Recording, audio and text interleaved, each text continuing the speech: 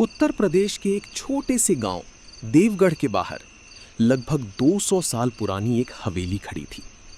लोग उसे भूतिया हवेली कहते थे। गांव वालों का कहना था कि उस हवेली में जो भी रात बिताने गया वो कभी पहले जैसा लौटकर नहीं आया।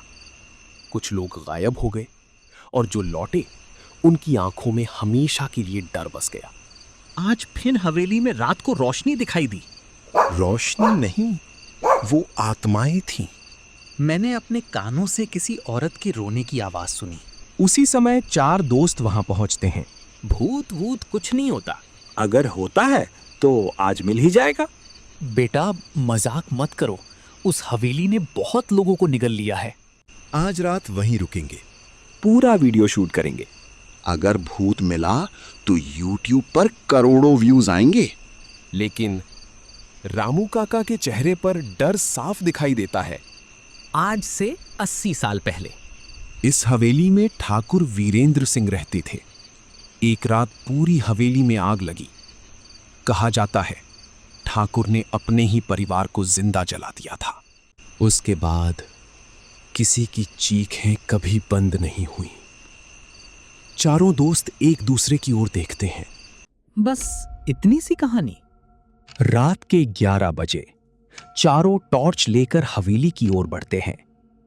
जैसे जैसे भी आगे बढ़ते हैं, अचानक दूर से घुंघरुओं की आवाज सुनाई देती है। सभी रुक जाते हैं। हवेली सामने खड़ी थी।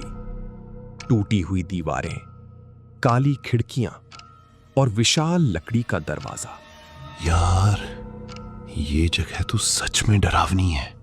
हवेली पूरी तरह अंधेरी, दीवारों पर पुराने चित्र, हर तरफ धूल, मकड़ी के जाले।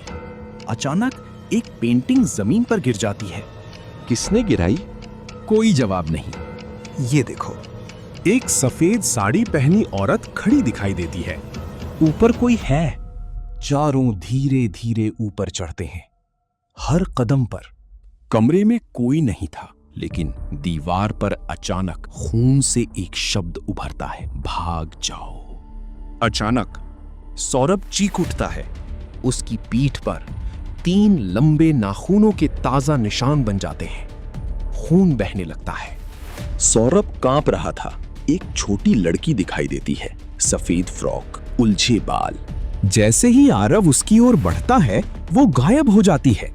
अचानक पूरी हवेली के दरवाजे अपने आप बंद हो जाते हैं। चारों दोस्त भागकर मुख्य दरवाजे तक पहुंचते हैं, लेकिन दरवाजा बाहर से बंद था। तुम यहाँ क्यों आए हो?